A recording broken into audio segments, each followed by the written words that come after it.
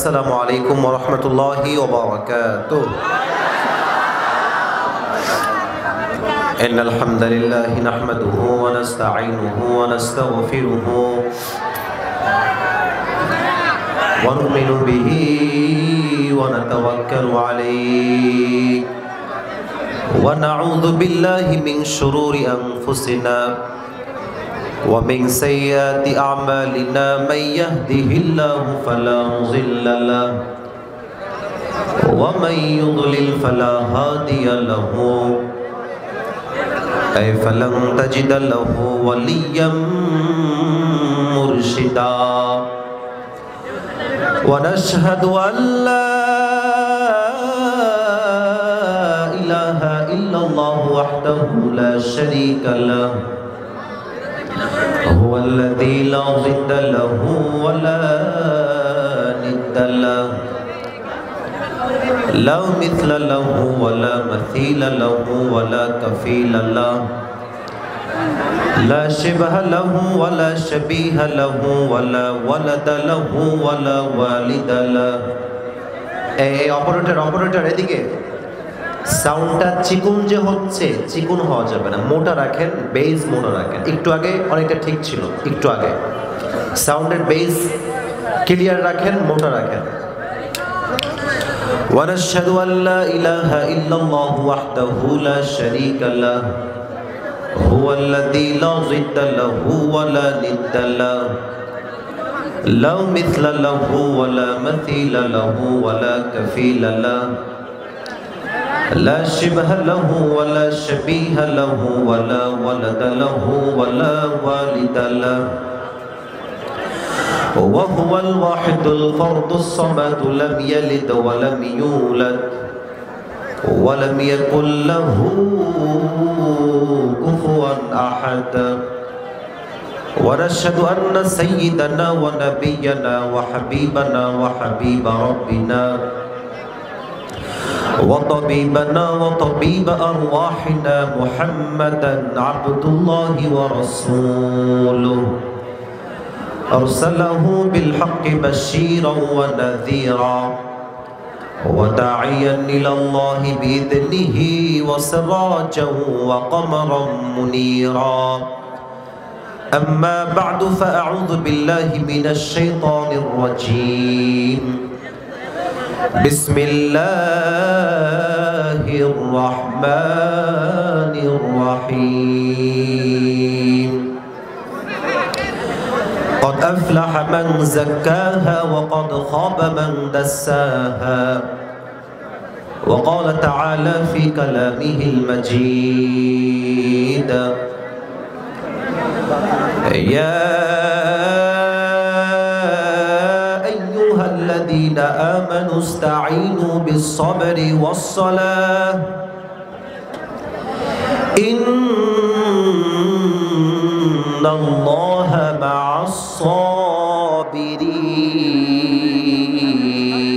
الصابرين وقال تعالى في كلامه المجيد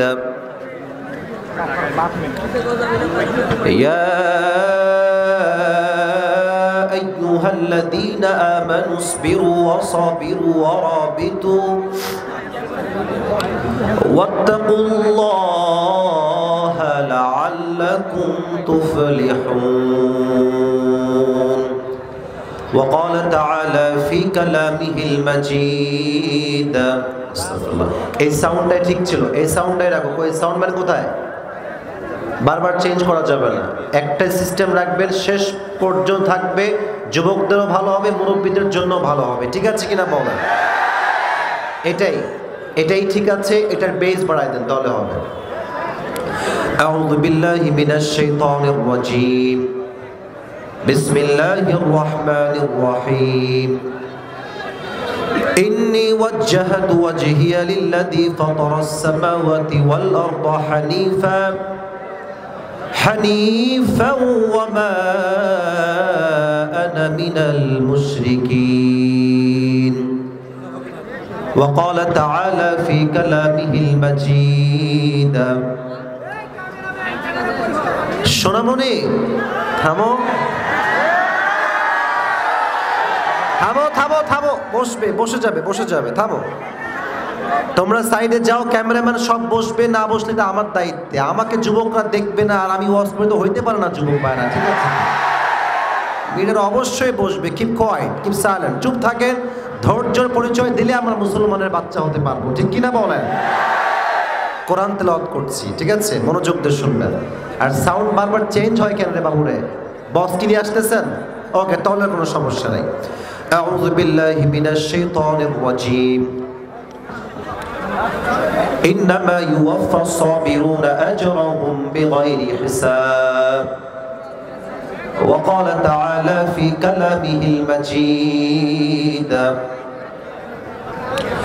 قل إن كنتم تحبون الله فاتبعوني يحببكم الله ويغفر لكم ذنوبكم والله غفور رحيم. وقال رسول الله صلى الله عليه وسلم بلغوا عني ولو آية. وقال رسول الله صلى الله عليه وسلم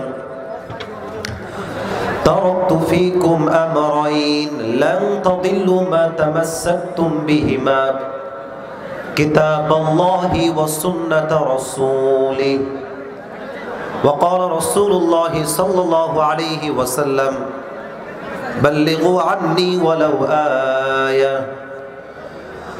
وقال رسول الله صلى الله عليه وسلم تركت فيكم أمرين لن تضلوا ما تمسكتم بهما كتاب الله وسنة رسوله أو كما قال عليه الصلاة والسلام إن الله وملائكته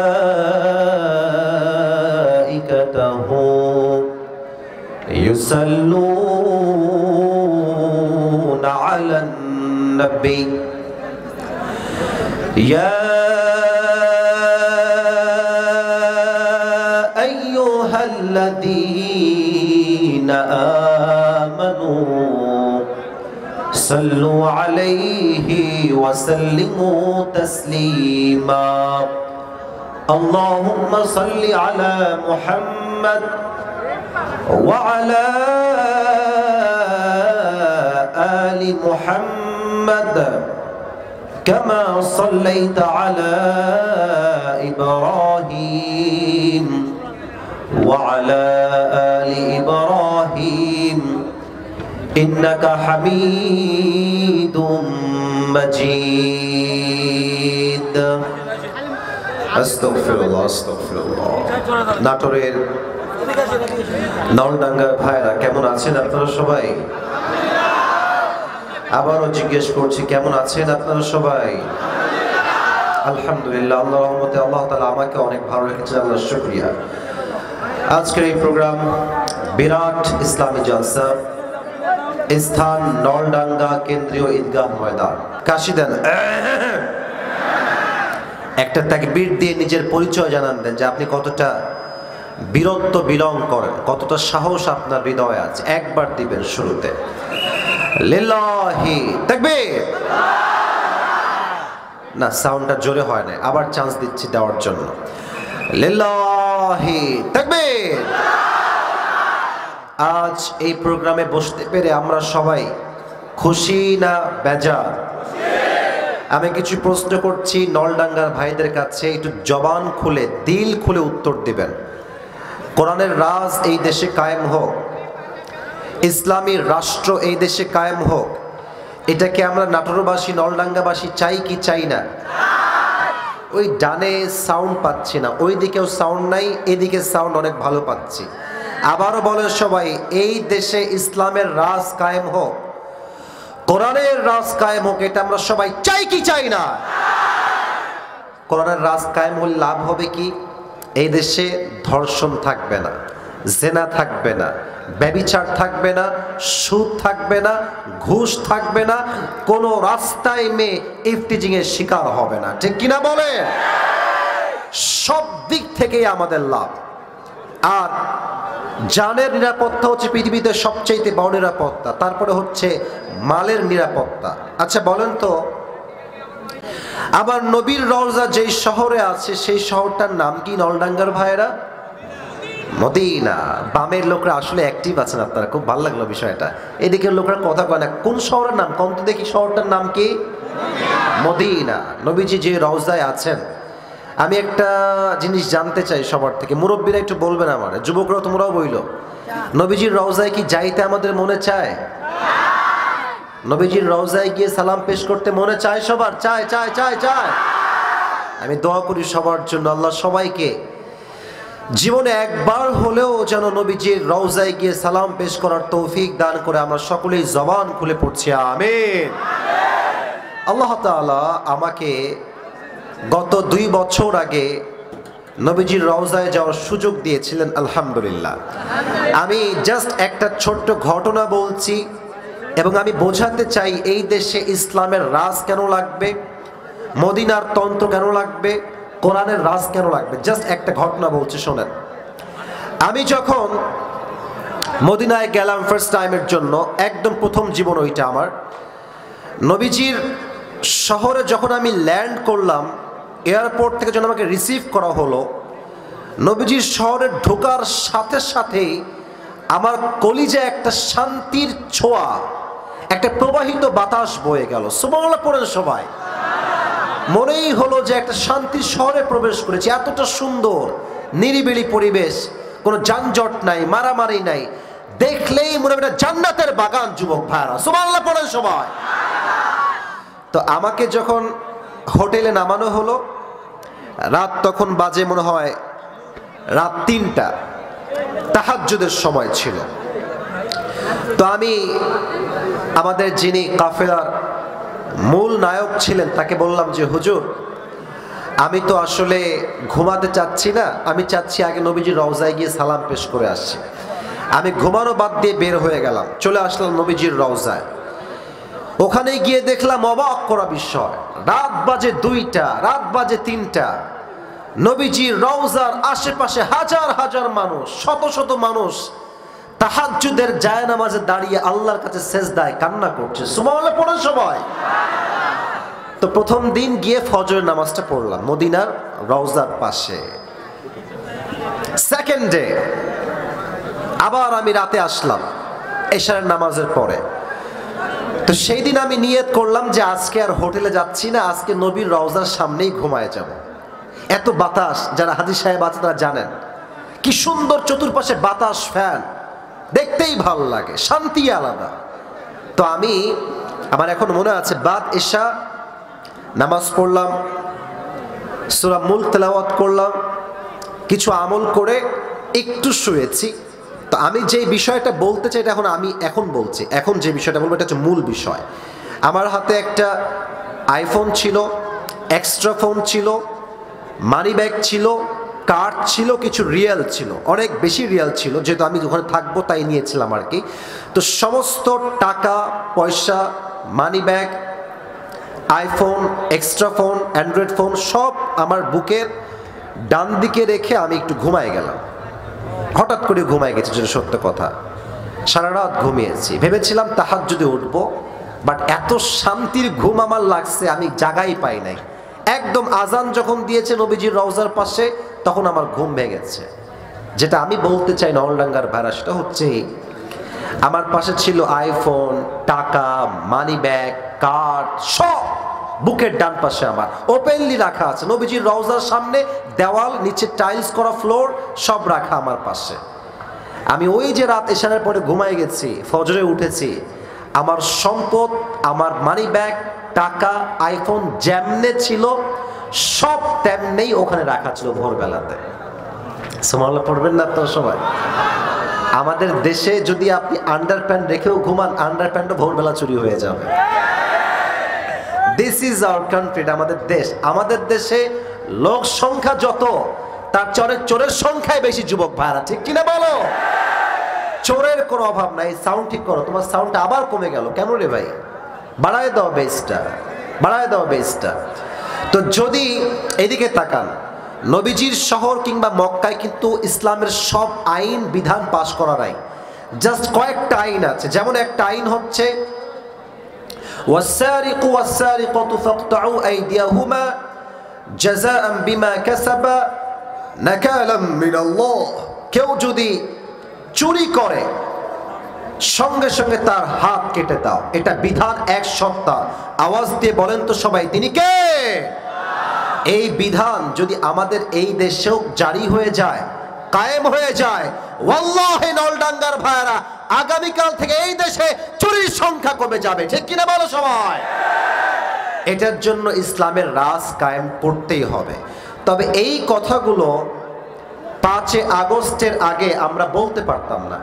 এই মাইকম্যান কোথায় আছে? ও কোথায়? বাড়াও সাউন্ডটা ভাই, আমার কথা বলছি, আমি জ্বরে আক্রান্ত ভাই। তোমাকে বললাম বক্স তুমি এইখানে, তুমি রাখছো সেই কোনায়। ওয়াজ তো আমি আজকে না, প্রত্যেক দিন আমি মাহফিল করি, বক্স থাকবে এই ডান পাশে, তাহলে ওয়াজে ভাইবই হবে আলাদা। যুবক ভাইরা ঠিক কিনা বলো? সাউন্ড বাড়ায় দাও, বেশি করে বাড়ায় দাও। তো যেটা বলছিলাম যুবক ভাইরা, মদিনাতে মক্কায় সব আইন কায়েম নাই, কিছু আইন কায়েম। শুধুমাত্র এই জন্য মদিনাতে মক্কায় ডাকাতি কম, চুরি কম, রাহাজানি কম, ধর্ষণ কম। তো আগে যদি আমরা বলতাম ইসলামের রাজ কায়েম করেন, দ্বীনের রাজ কায়েম করেন, আমাদেরকে পাশ থেকে বলা হতো রাজাকার বসে আছে, মৌলবাদী বসে আছে, জঙ্গিবাদ বসে আছে। আপনার সবাই শহীদ আল্লামা দেলোয়ার হোসেন সাঈদী হুজুরের নাম শুনেছেন?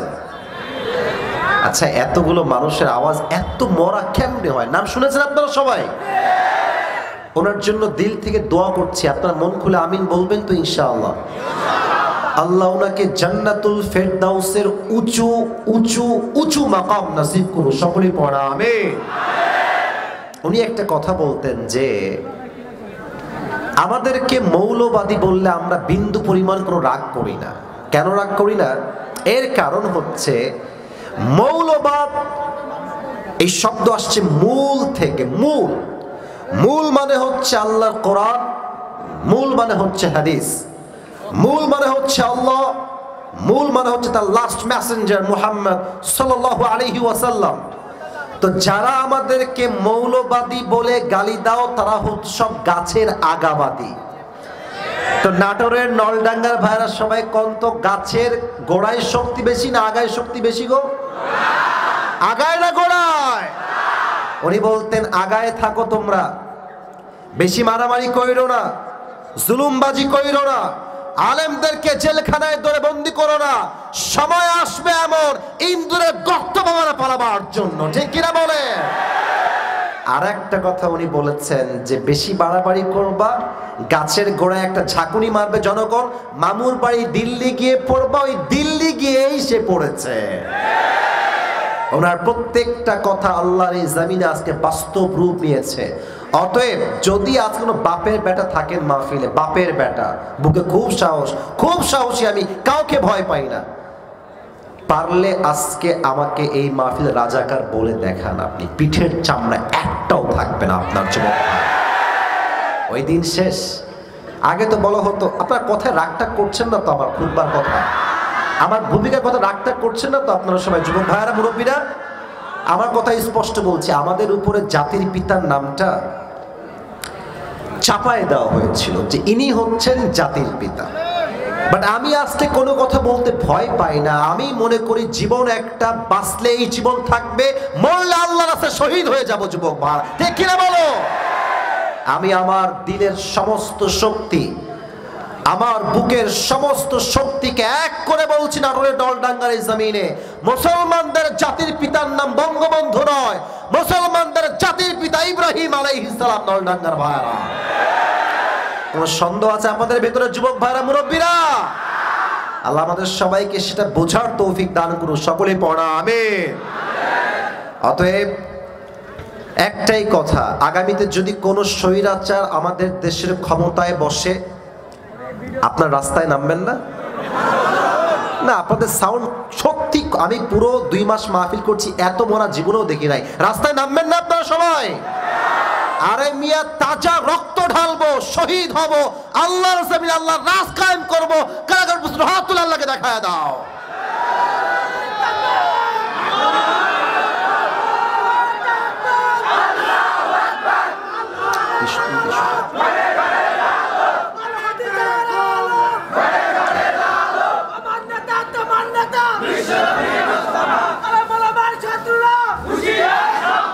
আল্লাহ যেন এই স্লোগানকে কবুল করে, সকলেই পড়া আমিন। আচ্ছা মাশাআল্লাহ, তোমার স্লোগান খুব ভালো ছিল। সবাই এবার একটা বিষয় শোনেন, এখানে যারা আসছেন আজকের মাহফিলে আপনাদের বউ আছে কার কার, একটু হাত তুলেন তো। আছে, শীতকাল খুব মজায় আছো তোমরা, আমি বুঝতে পারছি। হ্যাঁ, যত সব কষ্ট সিঙ্গেলদের গলায় এসে ঝুলেছে, ঠিক আছে কিনা বলো? সিঙ্গেলরা অনেক কষ্টে আছে। আল্লাহ প্রত্যেকটা সিঙ্গেলকে শীতকালে তার কষ্ট দূর করার তৌফিক দান করে পড়া আমিন। আব্বা জান, আপনার পায়ে আমার হাত, আল্লাহর ওয়াস্তে ছেলেকে বিয়ে দিয়ে দেন, আর দেরি কইরেন না। এই শীতকালে যার বউ নাই তার জীবনে আসলে কিছুই নাই গো যুবক ভাইরা। প্রত্যেকটা বাপকে আমি পায়ে হাত রেখে বলছি, স্লোগান হবে একটা, আমি বাপ তোকে বিয়ে দিব, আমি হালাল চাই, আল্লাহ জমিনে আমি হারাম নিয়ে বাঁচতে চাই না। যুবক ভাইরা, বাপের কথা কি বলবো, সব ঝামেলা হচ্ছে মেয়েদের ভিতরে।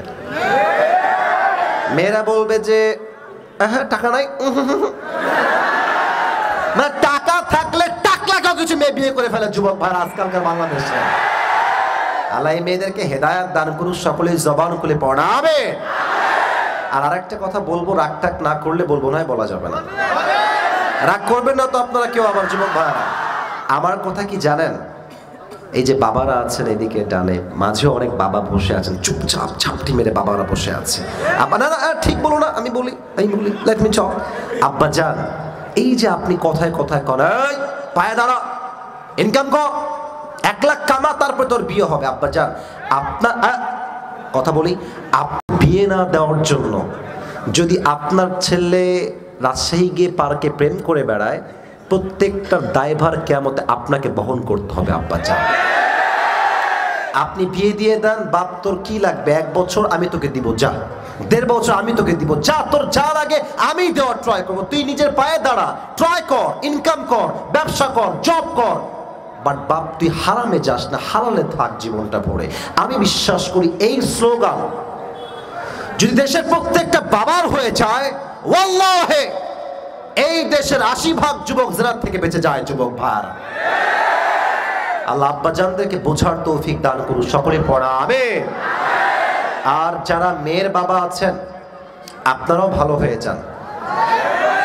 আপনারা ভালো হলে যুবকরাও ভালো হয়ে যাবে। যুবক ভাইরা, মেয়ের বাবা তো না পারে একটা চার্ট দেয় যে আমার মেয়ের ছেলে মানে জামাই যে হবে সরকারি চাকরিজীবী হতে হবে, অনেক বড় একটা বাড়ি থাকতেই হবে, আর দেনমোহর বেশি না 30 লাখ দিলেই হবে। Very normal. ওরে বাপরে, 30 লাখ তোর বাপ কোন দেখছে রে? আমার ইনকাম মাসে মাত্র 10,000, আমি 30 লাখ দিব কই থেকে? এই সমস্ত মেয়ের বাপরা এরকম ছেলে খোঁজে, দিন শেষে কপালে টাকলা চোটে, ভালো কোনো যুবক জোরে না। আল্লাহ এই সমস্ত বাবাদেরকে হেদায়েত দান করুন, সকলেই মন খুলে পড়া আমিন। আর মেয়েদের কথা বললে মেয়েরা আমার উপর রাগ করে, তাও আমি একটা কথা না বলে পারছি না। এই মেয়েদের একটা ট্রেন্ড হয়েছে, জামাই হওয়া লাগবে টাকাওয়ালা, তাহলেই নাকি সব সুখ পাওয়া যায়। ওই দিন একটা মেয়ে ফেসবুকে পোস্ট করেছে, আমাকে একজন স্ক্রিনশট দিয়েছে। মেয়েটা লিখেছে যে বাটপাট তো সবাই হয়, তো টিনের ঘরে কান্না করার চাইতে BMW তো কান্না করা অনেক। বাটপাট নাম্বার 1।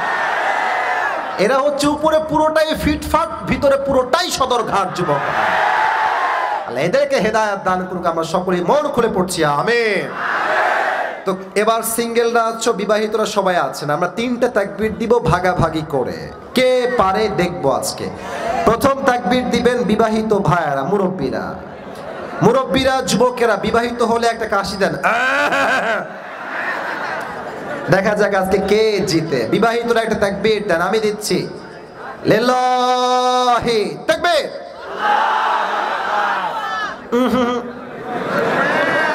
চলে না গো, জীবনে শক্তি নাই গো, অবস্থা খুবই খারাপ। সিঙ্গেল তোমরা কি হেরে যাবা? তোমরা কি পরাজিত হয়ে যাবা? তোমরা কি ফেইল মারবা? সিঙ্গেল না, একটা কাশি দাও, দেখা যাক কে পারে। লিল্লাহি তাকবীর। বিবাহিতরা ফেল, একদমই fail. I am so sorry. এবার সবাই মিলে তাকবীর দিবেন। স্যার যারা আছেন আমার আশেপাশে, আমি সহ সবাই মিলে বসো। তুমি নতুন নাকি গো? বসো বসো বসো, নতুন নতুন, বসো, বসে পড়ো, বসে পড়ো। এমন একটা তাকবীর দিবেন সবাই মিলে, আমি সহ স্টেজ ভেঙে সবাই নিচে পড়ে যাব। দেখা যাক কত জোরে আপনারা পারেন। লিল্লাহি তাকবীর। আল কোরআনের আলো, আল্লাহ হাদিসের আলো। ভুল হয়েছে, সরি। আপনারা বলবেন সংসদে চালো। ওকে, লেটস ট্রাই अगेन টুগেদার। আল কোরআনের আলো। আপনাদের হাত কোথায় গো? জোরে করে কোন না। আল কোরআনের আলো, আল হাদিসের আলো। কোরআন হাদিস যেখানে, আলেম ওলামা যেখানে, নলডাঙ্গাবাসী যেখানে, আল্লাহ কবুল করুন। সকলেই জবান খুলে পড়েন আমিন। আজ আমি কোরআন থেকে যে বিষয়ে কথা বলবো তার আগে একটা ঘোষণা দিতে চাই। আমি আজ আপনাদের জন্য মদিনা থেকে নিয়ে আসা একটা গিফট নিয়ে আসছি। নিবেন তো সবাই ইনশাআল্লাহ? সবাই না, যে কোনো একজন পাবেন। এই টুপিটা আমি মদিনার থেকে ক্রয় করেছি নিজের জন্য, এবং আজ আমার এই টুপিটা আমি যে কোনো একজন যুবককে পুরস্কার দিব অথবা মুরব্বীকে দিব। এটা মদিনার থেকে নিয়ে আসছি। তো যেই যুবক পেতে চান বা মুরব্বী আব্বাজান যদি পেতে চান, এখন থেকে ওয়াজের মনোযোগটা পরিপূর্ণ বাড়ায় দেন। আমি যে বিষয়ে কথা বলবো রেফারেন্স ভিত্তিক, হাদিস ভিত্তিক কথা বলবো। আমার কোনো কথার মাঝে কেউ যদি এখান থেকে উঠে যায়, ও লুঙ্গি টাইনা ধরে বসায় দেওয়া লাগবে আজকে। পুরো বছরে একটা দিন মাহফিল, যদি 1 ঘন্টা ওয়াজ নাই শুনতে পারেন, এই মাহফিল সার্থক হবে না যুবক ভাইরা, ঠিক কিনা বলো? যারা দাঁড়িয়ে আছেন চুপচাপ দাঁড়িয়ে থাকবেন, আর যারা ক্যামেরা নিয়ে বাড়াবাড়ি করছো, খালি সেলফি, ক্যামেরা ক্যামেরা, থামেন থামেন, তোমরা সাইডে যাও, হালকা সাইডে যাও। যারা দাঁড়িয়ে আছো তোমার জন্য দেখতে পাচ্ছি না আমাকে, সাইডে যাও, সাইডে যাও হালকা। ক্যামেরাম্যান ছাড়া বসে, ক্যামেরাম্যানরা ভাই বসে পড়েন, ক্যামেরাম্যান বসে পড়েন, বসেন। প্রবলেম হলে ঠিক করবেন। সবাই একটা তাকবীর দেন সবাই মিলে। বাড়ি খাচ্ছে বলছেন, শব্দটা শব্দটা বাড়ি খাচ্ছে। এই সাইড হয়ে যাও, বক্স সাইড দাও না, এভাবে ওয়াজ করা যায় না। আমি অসুস্থ মানুষ, খুবই অসুস্থ ভাই, বক্সটা সাইড দাও। এই মাইকম্যান তুমি গিয়ে ঠিক করে দাও, যদি কোনো বক্সের কেউ থাকে হটায় দাও, না হটলে আমাকে বলো। সাইড হও। আবার হটে না কেন রে? সাইড হও। তোমার কমিটির লোক কোথায়? আশ্চর্য কথা। হ্যাঁ এই তো এবার বসবে, বসো বসো, বসেন বসেন, বৈশা যান, বসো। হ্যাঁ মাশাআল্লাহ। এবার তাকবীর দিয়ে শুরু করি। লিল্লাহি তাকবীর। নাটোরের নলডাঙ্গার ভাইরা, আমরা কি সবাই আল্লাহর কাছে প্রিয় হতে চাই? ছি ছি, এত আস্তে বললেন। চাই। আল্লাহর কাছে সবচেয়ে কাছের বান্দা আমরা সবাই হতে চাই। আজ আমরা পুরো ওয়াজটাই শুনবো এই বিষয়ে। এই তো সুন্দর সাউন্ড আসছে এখন। আজকে আমরা ওয়াজটা শুনবোই এই বিষয়ে যে আমি রবের কাছে সবচেয়ে প্রিয় বান্দা, কাছের বান্দা, রবের কাছে কেমনে হইতে পারি। পড়েন সবাই ইনশাআল্লাহ। প্রথমে একটা উর্দু বাক্য কোট করতে চাই, মাওলানা তারিক জামিলের থেকে এই বাক্যটা নেওয়া। উনি হচ্ছেন পাকিস্তানের একজন top famous scholar.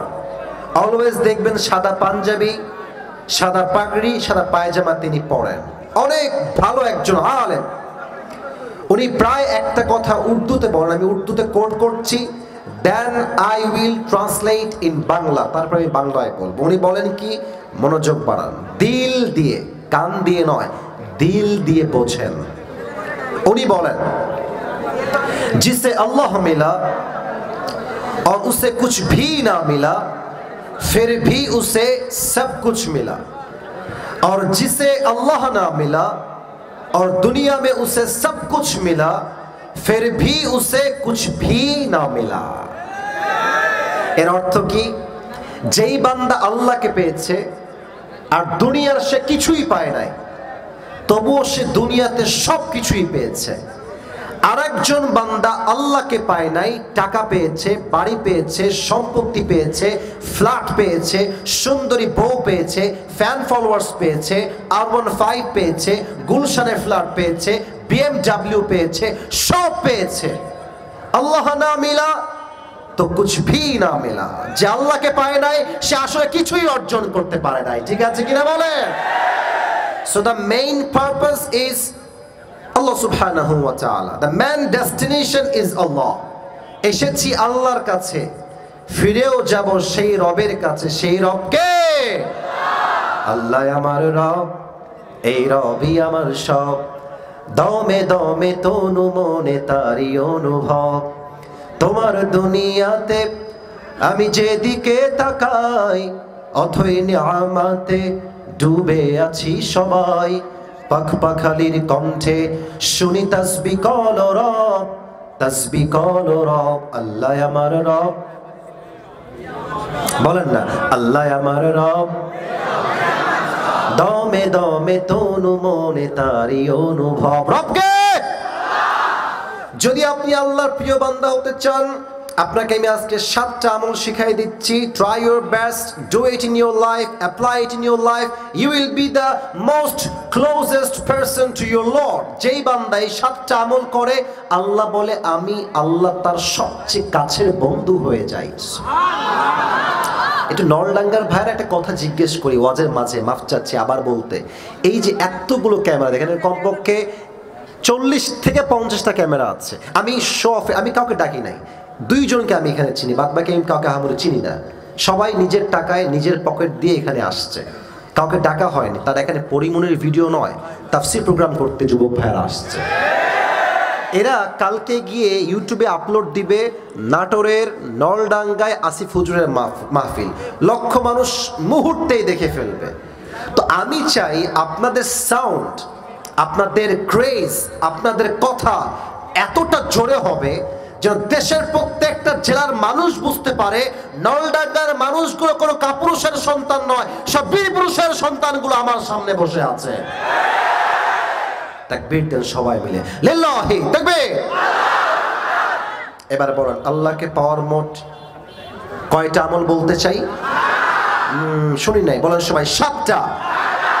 1, if you want to be the most closest person to your Lord, the first condition is you have to clean your heart. আত্মা যার ঠিক নাই তার পুরো দেহটাই নষ্ট হয়ে যায় যুবক ভাইরা। এই আত্মায় লাগবে ক্লিনলেস। যদি ক্লিন না থাকে আত্মা, আপনার আল্লাহর কাছে যাওয়া হবে না। আচ্ছা, আপনাদের এলাকার চায়ের দোকান আছে না কিছু? কথা না বললে মজা হবে না। চায়ের দোকান আছে না কিছু?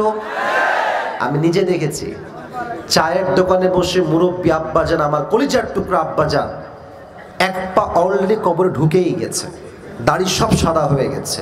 মানে কেমনে পারে, আমি এটা আমার এখনো বুঝে আসে না। এক পা আর এক পায়ে তুলে দিয়ে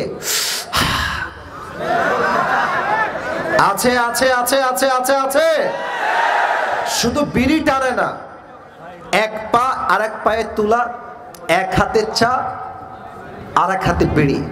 বলছে দেশের মানুষ ভালো হলো না গো। সে টানতেছে বিড়ি আর বলছি আপনি তো কনফার্ম জান্নাতকে পালায় আসছেন তাই না গো। এরকম বিড়িখোর যদি চায়ের দোকানে বসে হুজুরের বদনাম করে, তাহলে বুঝে ফেলবেন কিয়ামত কিন্তু বেশি দূরে আর নাই যুবক ভাইরা। ঠিক কিনা বলেন? সারা দিন চায়ের দোকানে বসে অমকের ছেলের বিয়ে হয় না কেন, অমকের মেয়ে এত ফর্সা কেন, অমকের মেয়ে ওখানে গেল কেন, এই বেটা অমকের ছেলে ভালো না খারাপ তুই আগে নিজের বেটা দেখ না, দিস না কেন রে বাবা, তোর বেটা তো খারাপ সবচেয়ে বেশি। ঠিক আছে কিনা বলে? আত্মা পরিশুদ্ধ করতে হবে। আচ্ছা, একটা প্রশ্ন করছি, উত্তর দেন ললডাঙ্গার ভাইরা। একজন মানুষ যিনি কোনো নবী নন, আমি আবারও বলছি, যিনি কোনো নবী নন, বাট তার আদেশ, তার কথা আল্লাহর কাছে এতটা পছন্দ হয়েছে যে ঠিক হয়ে যাবে, ঠিক হয়ে যাবে। যে আল্লাহ তার নামে একটা সূরা কোরআনে নাজিল করে দিয়েছে, এই ব্যক্তির নাম কি কে বলতে পারেন? লোকমান। মাশাআল্লাহ, মুরব্বিও ধরে ফেলেছেন, লোকমান হাকিম। একটা ঘটনা বলছি মজার, শুনে দিকে তাকায়। আমি আগে রেফারেন্স দিয়ে দিচ্ছি, ইবনু জারীর আত-তাবারি কিতাবের নাম, ইতিহাস গ্রন্থ। ওখানে আসছে লোকমান হাকিমের মালিকের কাছে একজন যুবক এসে বলল, হে মালিক, আপনার যেই দাস আছে লোকমান, এটা কোনো সাধারণ মানুষ নয়। তার জ্ঞান, তার প্রজ্ঞা এত বেশি, সে যখন কোথায় ছাগল চড়াতে যায়, তার জ্ঞান প্রজ্ঞাপূর্ণ কথা শোনার জন্য চতুর্পাশের সব মানুষগুলো এক জায়গায় ভিড় করে ফেলে। সুবহানাল্লাহ পড়েন সবাই। এবার লোকমানের মালিক বলছে, কেমন করে সম্ভব? আমার গোলাম এত বুদ্ধিমান কেমন করে? এই দুজন বসো, ধরেন ধরেন ধরেন ধরেন ধরেন। বেটা, এই মাহফিলে আউন যাইতো, বন যাইতো, হুতন যাইতো, এখান থেকে উঠোন যাইতো না যুবক ভাড়া, ঠিক কিনা বলেন? ঠ্যাং ভেঙে দিব রে। নলডাঙ্গার মাটি এটা উল্টা পাল্টা করলে ঠ্যাঙের একটাও হাড্ডি থাকবে না যুবক ভাইরা, ঠিক কিনা বলে? খবরদার কেউ উঠো না, আমি কিন্তু খেপে গেলে মেজাজ গরম হয়ে যায় ভাই। ভালোবাসার সঙ্গে বলছি, আসছেন যেহেতু এখানে, শয়তান ওয়াসওয়াসা দিবে আপনাকে, বাট আপনাকে ওয়াদা করতে হবে এই তাফসীর মাহফিল থেকে আজকে আমি তওবা করে দোয়া করে বাসায় ফিরে যাব, ঠিক কিনা বলে? তো ডেকে বলছে, লোকমান এদিকে আসো আমার কাছে। বলছে, মালিক কি হয়েছে বলেন তো? বলছে, তুমি এখন এখান থেকে যাবা এবং তুমি ওয়াদবাহ শাতান, একটা ছাগল জবাই করবা। ছাগল জবাই করে ছাগলের সবচেয়ে পবিত্র যে অংশ আছে সে অংশ কেটে আমার কাছে নিয়ে আসবা। লোকমান হাকিম বের হয়ে গিয়েছে, একটা ছাগল জবাই করেছে, ছাগলের সবচেয়ে পবিত্র অংশ কলিজা কেটে নিয়ে আসছে। কি কাটছে যুবক ভাইরা, মুরব্বীরা? কলিজা মানে হচ্ছে হার্ট বা হৃদয়, কলব। মালিক এই দেন সবচেয়ে পবিত্র অংশ। বলছে, wow, great, you have done right, ঠিক আছে, কাজ ওকে। আবার যাও, ওয়াদবাহ শাতান, ছাগল জবাই করো, ওয়াখরিজ মিনহা আখবাতা মুযগাতাইন, এবং ছাগলের সবচাইতে নাপাক অংশ কেটে নিয়ে আসো। আবার গিয়েছে, ছাগল জবাই করেছে, আবার সে কলিজায় কেটে নিয়ে আসছে। আগেও কলিজা, এবারও না, কথা না বললে ওয়াজ হবে না, আগেও কলিজা, এবারও। মালিক বলছেন, না লোকমান, ভেবেছিলাম তুমি চালাক, তো বুদ্ধি টুদ্ধি দেয় গো। পবিত্র অংশ কলিজা, নাপাক অংশ কলিজা, how come it possible man? দুইটা অংশ পবিত্র, আবার একই অংশ অপবিত্র কেমনে হয়? How come it possible? তোমার তো বুদ্ধি ঘিলু কিছুই নাই, তুমি তো গাধা দেখছি একেবারে। লোকমান হাকিম বলছে, মালিক, বুদ্ধিমান লোকের কথা কম, কাজ বেশি, আর যে গাধা ও কথা কয় বেশি, কাজ করে কম। তো বলছে, মালিক আমি কি চালাক না বোকা, দ্যাটস আ ডিফারেন্ট সাবজেক্ট, ওটা আলোচনার বিষয়বস্তু এখানে নয়।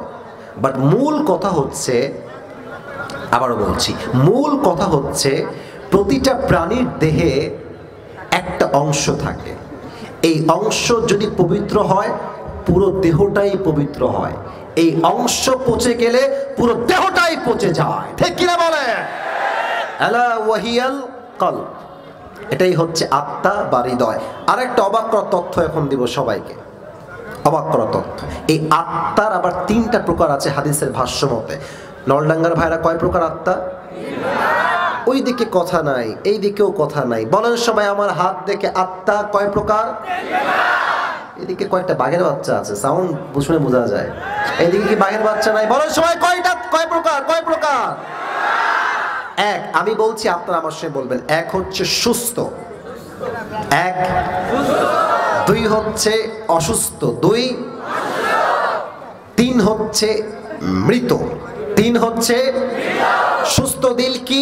আল্লাহ তাআলা বলছেন, ফালিয়াউমা লা ইয়ানফাউ মালু ওয়ালা বানুন ইল্লা মান আতাল্লাহা বিকলবিন সালিম। কিয়ামতের কঠিন দিনে ধন সম্পত্তি, টাকা পয়সা, বাড়ি গাড়ি, বউ সন্তান কোনো কিছুই কাজে আসবে না। ওই দিন যার আত্মা পবিত্র হবে তাকে জান্নাতে প্রবেশ করাবে। এক সত্য আওয়াজ দিয়ে বলেন, তিনি কে? দুই হচ্ছে অসুস্থ হৃদয়। এটা বোঝার জন্য একটা ব্যাখ্যা দিচ্ছি। আচ্ছা, এখন কয় সাল, কত সাল? এই বছরটা 2000। এই তো সাউন্ড পাচ্ছি, এবার ওয়াজ করে মজা পাওয়া যাবে। এটা কত সাল? সাল 2024। আচ্ছা মুরব্বীরা আমার দিকে তাকান, মুরব্বীরা, যুবকরা বুঝবে, মুরব্বীরা তাকান। আরো 1 বছর আগে 1923 বা 24 সাল, আরো 100 বছর আগে যদি হিসাব করেন কত হবে? 1923 সাল, 100 বছর আগে। এখন তো আমাদের নাটোরে একটা মেডিকেল আছে না, হসপিটাল আছে না, ক্লিনিক আছে না, মোড়ে মোড়ে ডাক্তার আছে না, আছে না, আছে না। 100 বছর আগে কিন্তু ক্লিনিক ছিল না, এই হসপিটাল ছিল না, রাজশাহী মেডিকেল কলেজ তখন ছিল না। 100 বছর আগে মুরব্বী বা যুবকদের কষ্ট হলে, সাপে কাটলে তারা যেত ওঝার কাছে বা কবিরাজ, ওঝা বা কবিরাজ। আচ্ছা দেখেন, আমি আসিফের জন্ম হচ্ছে মনে করেন 1900 সালে, তো 1924 সালে এসে আমাকে একটা সাপে দংশন করেছে, হাত কেটে গেছে, রক্ত বের হচ্ছে। আমি দৌড়ে গেলাম নলডাঙ্গার মোড়ে কবিরাজের কাছে, ওঝার কাছে। তো তখন তো কোনো ল্যাব ছিল না যে টেস্ট করবে যে কিসে কেটেছে। তো ওঝা কি করতেন, আচ্ছা বুঝাইতে হলে একটা টিস্যু লাগবে। এটা হচ্ছে একটা বাটি। এখানে কে হাসে রে ছেলে পেলে? আবার হাসে, লজ্জা নাই একদম দেখছি। কমিটি লোক আপনারা কি করেন দেখেন না কে হাসতেছে এখানে? মাছে বাজার মনে হয় এখানে হাজার মানুষ বসে তাফসীর শোনার জন্য, তোমরা হাসছো এখানে? আশ্চর্য কথা। এদিকে তাকান, এটা হচ্ছে একটা বাটি, নলডাঙ্গা বাটির নাম কি? এই বাটিতে আমি এক পাশে রাখলাম মরিচ, আর এক পাশে রাখলাম লবণ। কবিরাজ সাহেব রেখেছে। এখন আমি গেলাম, আমাকে সাপে কেটেছে কবিরাজ সাহেব। তো উনি কি করতেন? উনি বলতেন রোগীকে, এই তোমার জিহ্বাটা বের করো। এই দেখেন, জিহ্বা বের করা হতো। তো এখান থেকে লবণ এবং মরিচ নিয়ে জিহ্বায় দেওয়া হতো। এবার কবিরাজ সাহেব বলতেন যে তোমার লবণের স্বাদ কেমন লাগে, মরিচ কেমন লাগে?